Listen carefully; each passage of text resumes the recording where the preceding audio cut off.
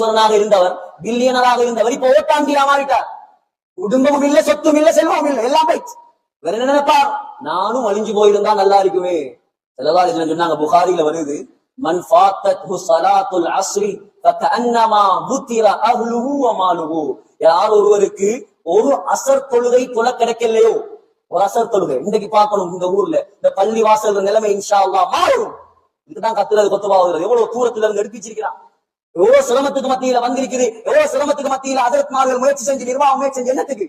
நம்முடைய ஊர்ல யாராவது வந்து எதையாவது பேசி மக்களை அல்லாஹ்வோட தொடர்பாக்கணும், பேருக்கும் புகழுக்கும் அல்ல.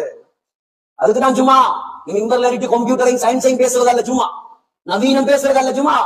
ஜுமாவுடைய நோக்கமே மக்கள் அல்லாஹ்வோட தொடர்பாகும். கம்ப்யூட்டரும் சயின்ஸும் பேசுறதுக்கு வேற இடங்கள் இருக்கு. இது அல்லாஹ்வுடைய ரசூலுடைய அமானிதமான இடம். அமானிதம் பேசக்கூடியவர்கள் தான் மிம்பர்களையும் வரும். உங்களோட கொள்கைகளை, உங்களோட ஊருடைய